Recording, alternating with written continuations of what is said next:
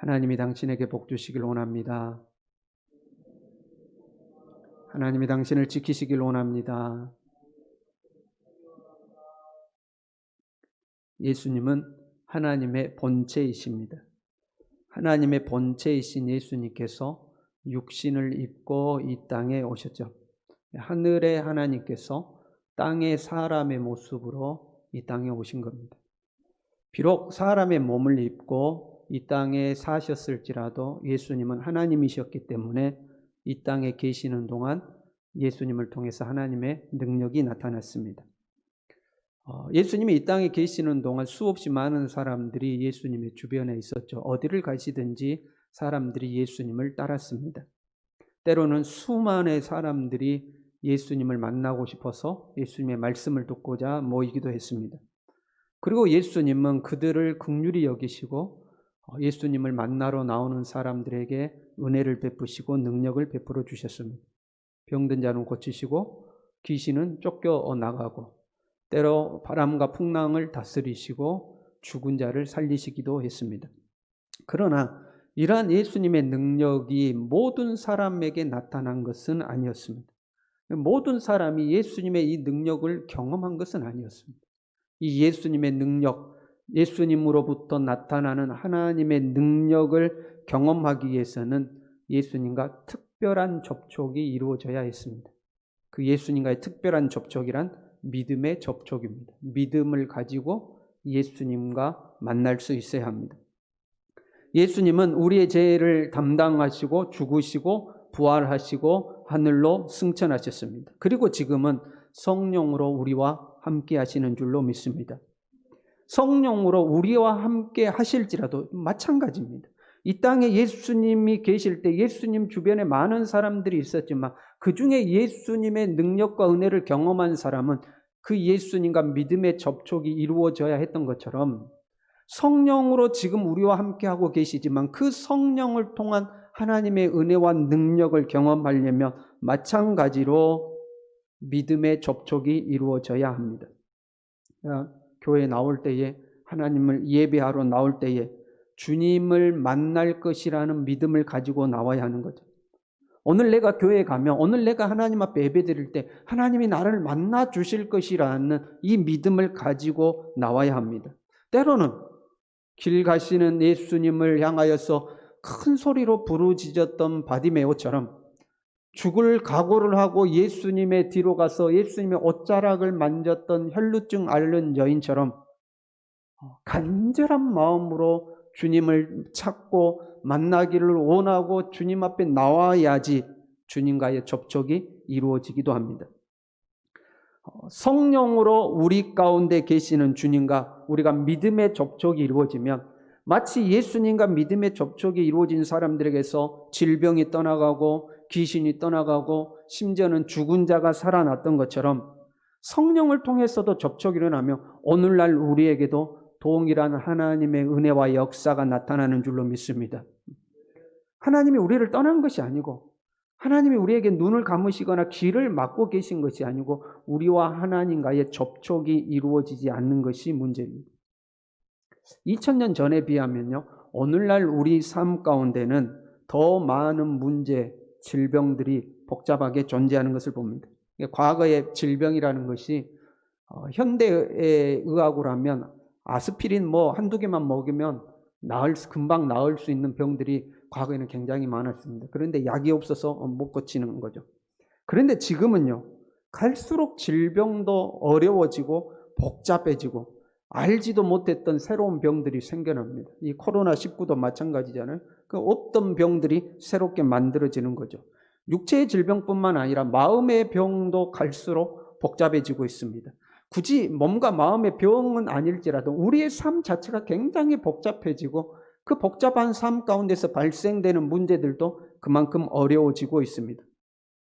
문제가 아무리 어렵고 복잡할지라도 우리가 살아계신 하나님과 접촉이 일어나면 그 2000년 전에 예수님을 만났던 사람들의 문제들이 해결됐던 것처럼 우리도 오늘날 이 하나님과 접촉이 이루어지면 그 어떤 복잡한 문제라도 해결되는 줄로 믿습니다. 주님으로부터 지혜가 찾아오고요, 능력이 찾아오고요, 능히 그 문제를 넘어설 수 있는 힘이 찾아오고요. 때로는 하나님의 전적인 은혜로 우리의 삶의 문제들을 풀어가시기도 하는 겁니다. 지금도 하나님은 살아서 역사하시는 줄로 믿습니다. 이 주님을 만나기를 갈망하시길 바랍니다. 이 주님을 깊이 만날 수 있기를 바랍니다.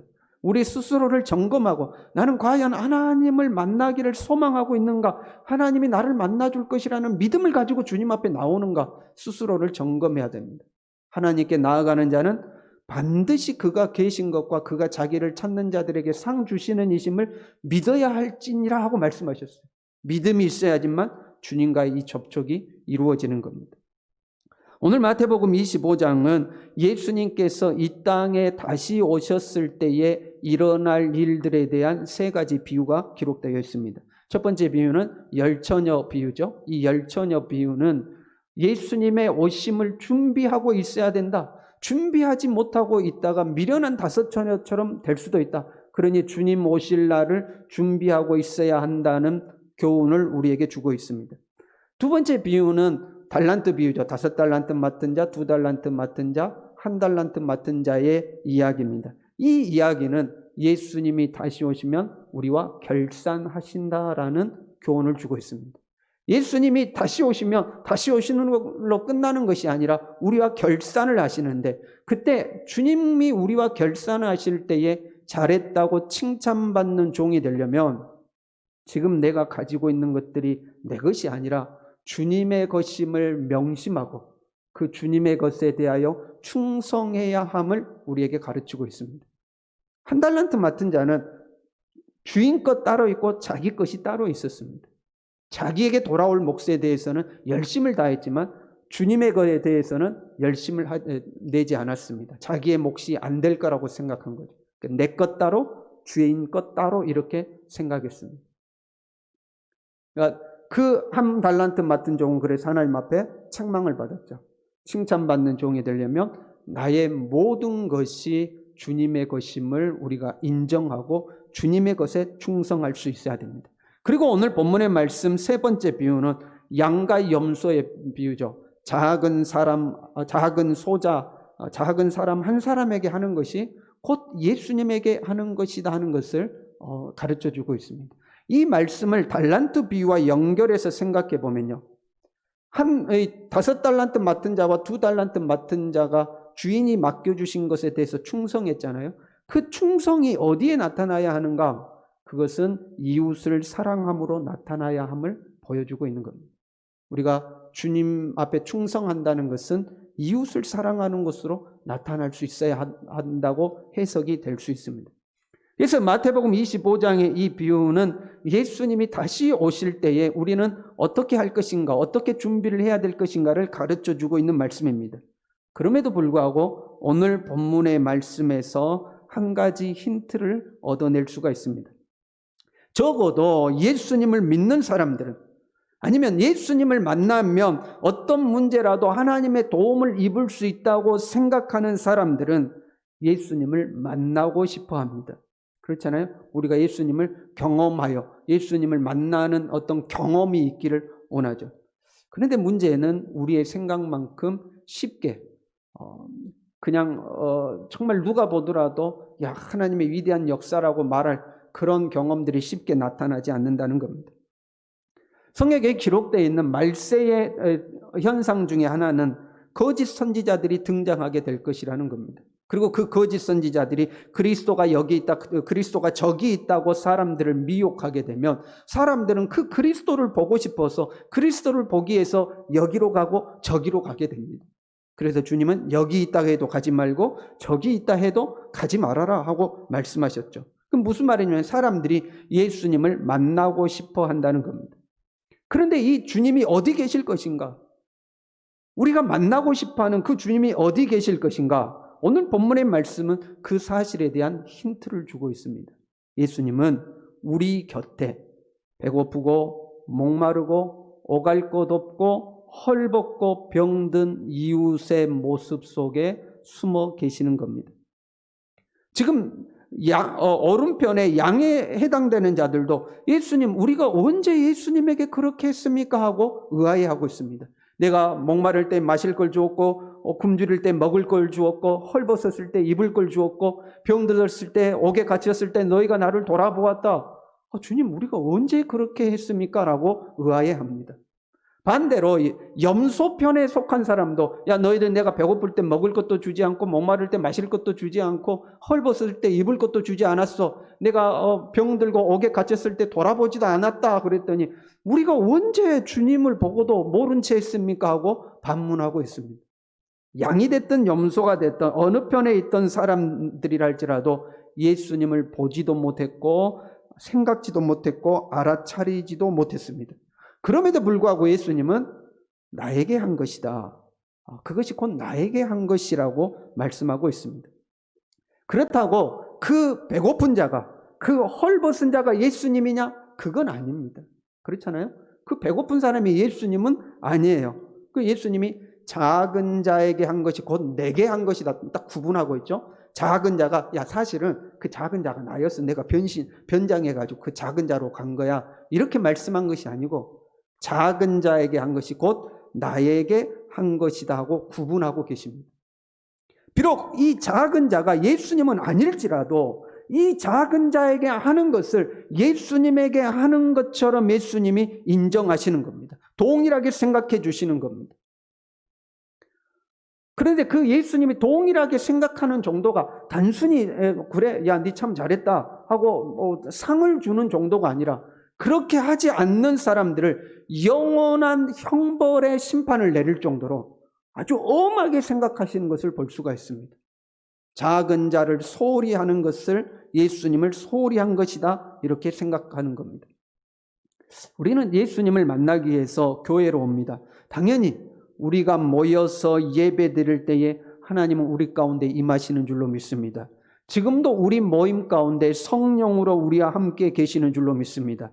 우리는 이 주님을 경험하여 알아가기를 소망하고 갈망해야 됩니다. 그러나 한편으로 우리가 이 교회를 나서서 우리의 삶의 현장으로 나간다 할지라도 여전히 예수님은 우리의 삶의 현장에 계십니다.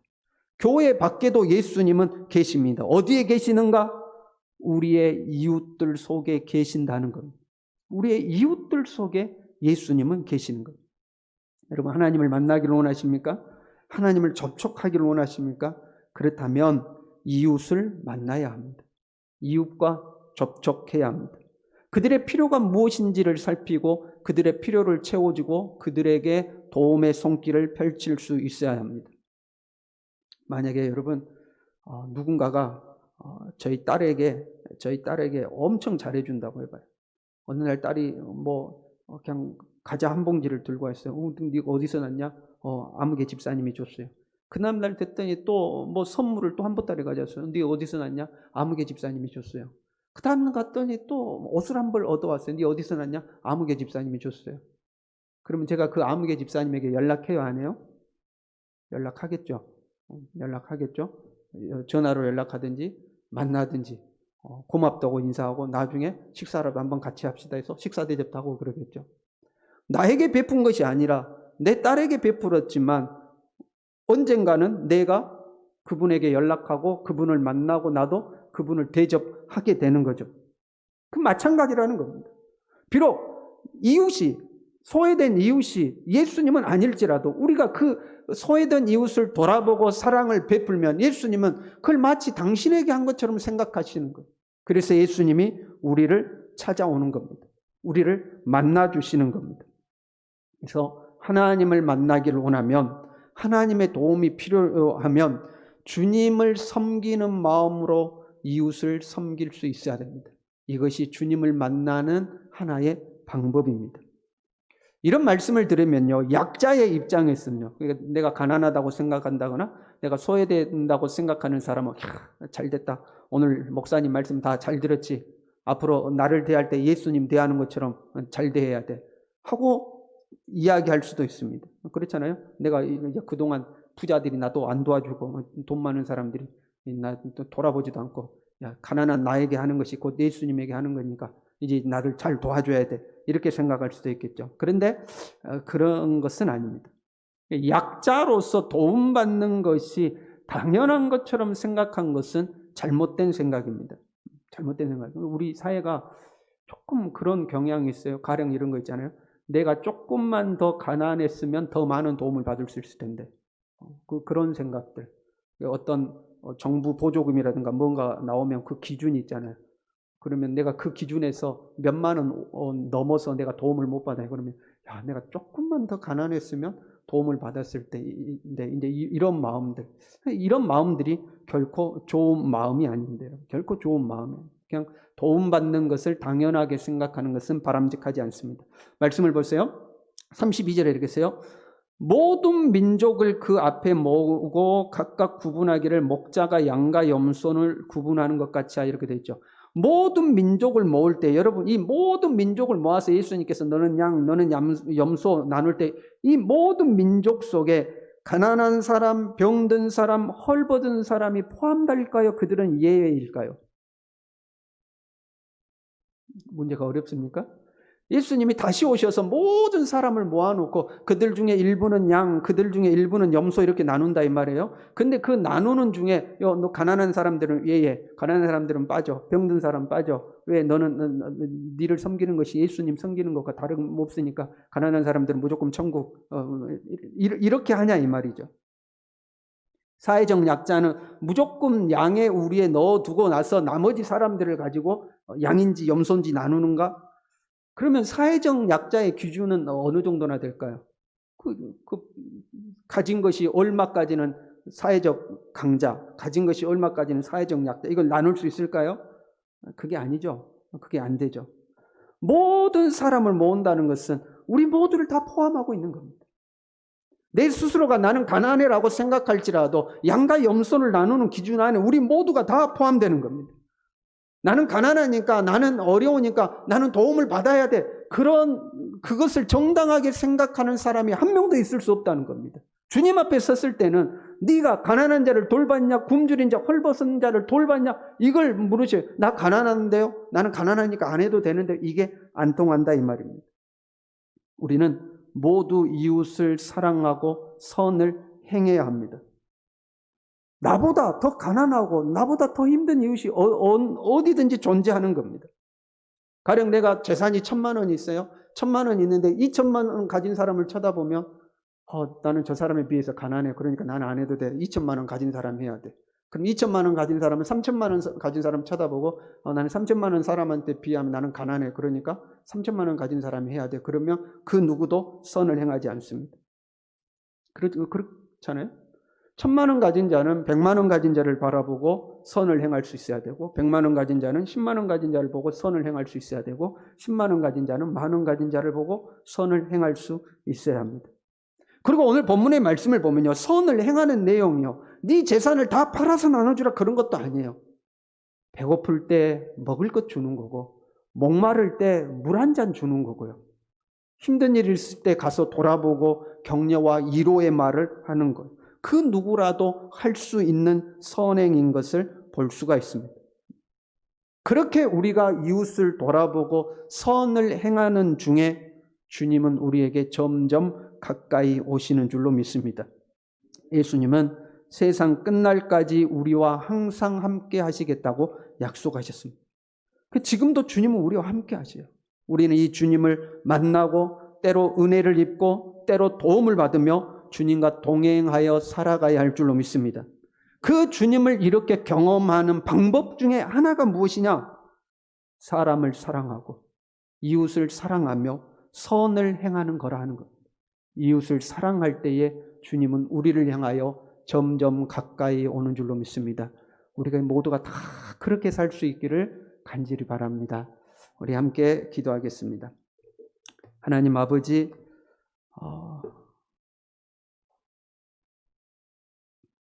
내가 누구를 만나든지 어떤 사람을 대하든지 주님을 대하는 마음으로, 주님을 섬기는 마음으로 사람을 사랑할 수 있도록 도와주시고, 그렇게 사람을 사랑하는 중에 나를 만나주시는, 나를 찾아오시는 우리 주님을 경험하여 살아갈 수 있도록 주님 우리 모두를 도와주시옵소서.